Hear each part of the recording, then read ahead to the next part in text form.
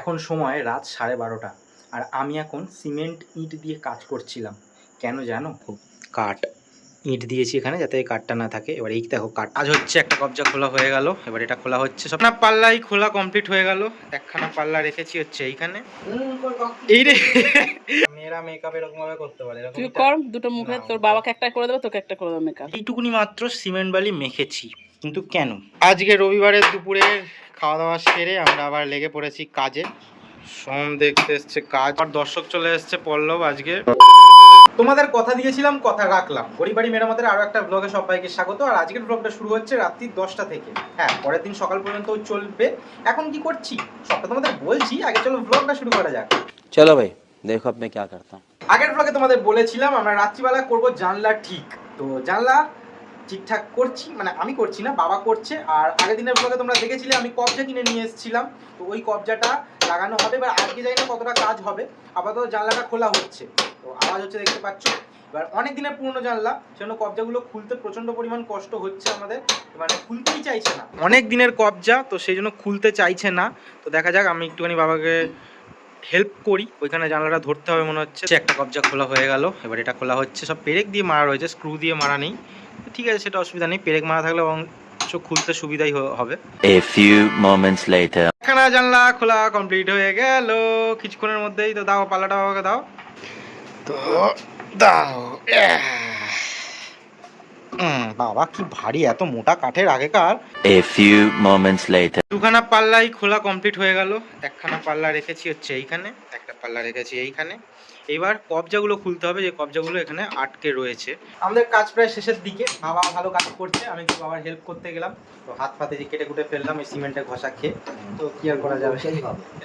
যে লাস্ট একটা কবজা বাকি আছে খোলার, ওইখানটা পুরো খোবলা মতন হয়ে গেছে, গর্ত মতন। ওখানটা পুটিন দিয়ে জাম করতে হবে।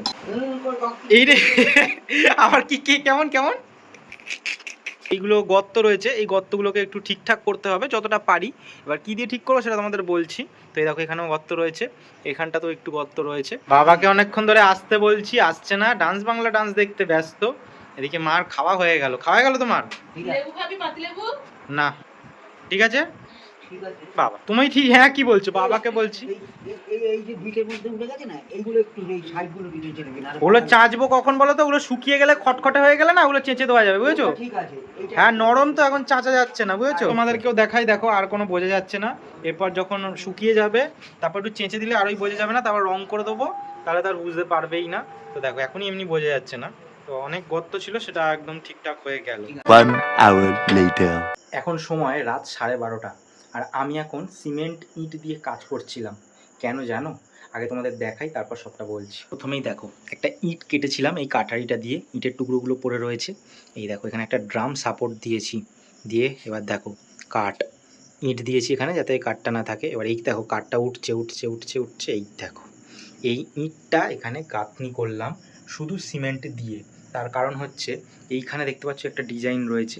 এবার এই ডিজাইনটা যতটা দূর রয়েছে ওই ডিজাইনটা তত দূর নেই, মানে একটা ইট কম আছে, এতটা পর্যন্ত আছে ওই ডিজাইনটা। এই ইটটা এখানে এক্সট্রা আছে, তো এই ইটটা কাটিনি। এই ইটটা কাটা যেত না, কারণ এটা একটা সাপোর্ট রয়েছে। তো এইবার আমাকে এর লেভেলে একটা ইট করতে হতো, নাহলে বিচ্ছিরি লাগছিলো। এইবার কেন এখানটায় করবো একখানা থাক, পরে সেটা কিন্তু রং করার আগে আমাকে করতে হলো আজকে। কালকে রবিবার, রং করার আগের দিন।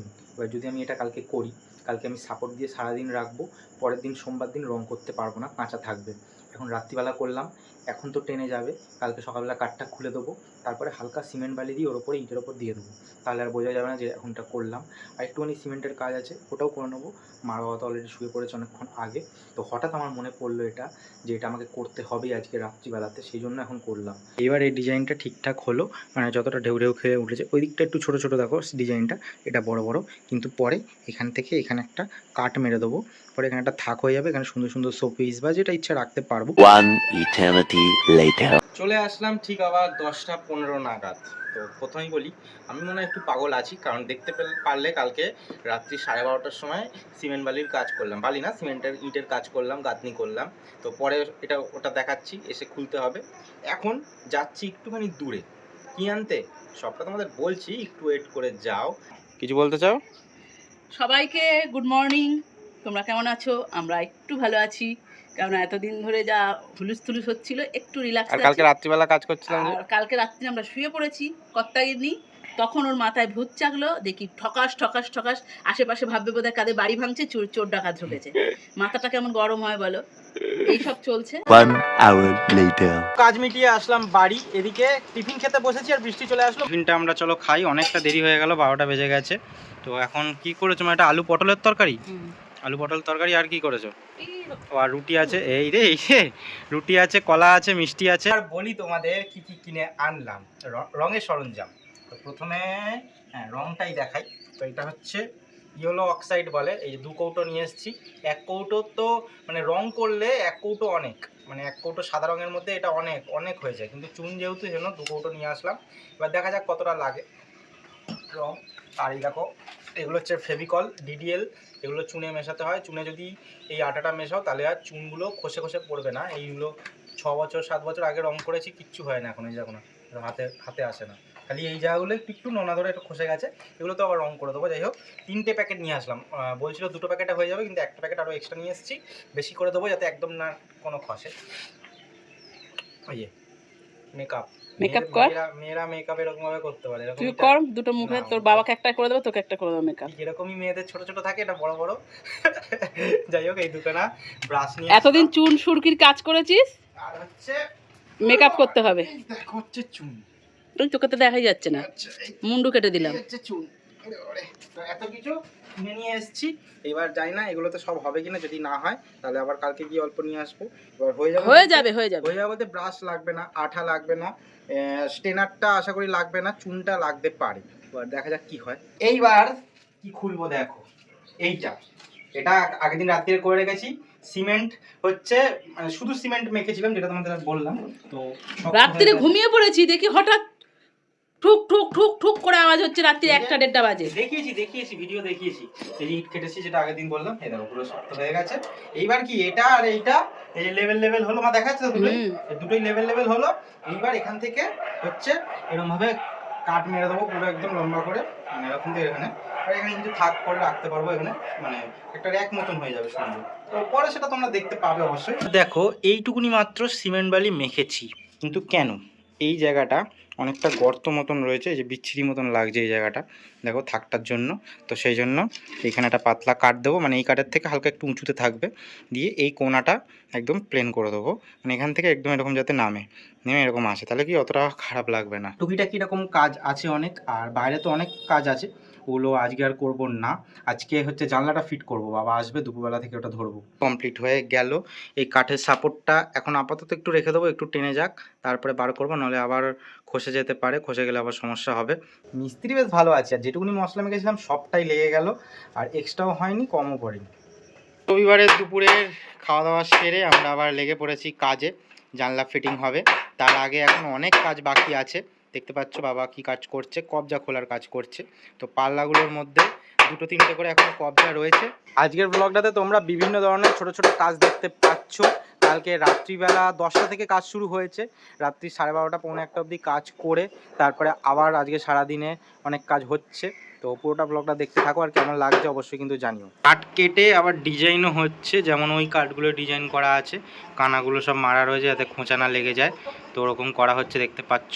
সব যন্ত্রপাতিগুলো সব ধার নেই, কিছু নেই, তো এরকমভাবেই করা হচ্ছে। অর্ধেক যন্ত্রপাতি পাওয়া যাচ্ছে না, তাও এরকমভাবেই করা হচ্ছে। এই যে একটা মেশিন আছে যেটাকে রেদা বলে, যা উল্টো হয়ে যাচ্ছে, তুমি একা করতে পারবে? তো একটা মেশিন আছে রেদা, ওটা পাচ্ছি না, আর ওটা ধারও মরে গেছে, তো সেই জন্য এই দিয়েই করা হচ্ছে। একটু টেরা বেঁকা হচ্ছে, কিন্তু ঠিক আছে, এতেই হয়ে যাবে। একটা জানলার কাজ কমপ্লিট, মানে শুধু কাঠটা মারা কমপ্লিট। এবার এর মধ্যে আবার কবজা সেটিং হবে, এটা আগে হয়ে যাক, এই কাঠটা সেমভাবে। কাজের পরে বাবা গেছিলো ব্রেকে, আর এদিকে দুটো কাঠ মারাই কমপ্লিট হয়ে গেছে। এইবার কবজা ফিটিং করে জানলা সেট হবে।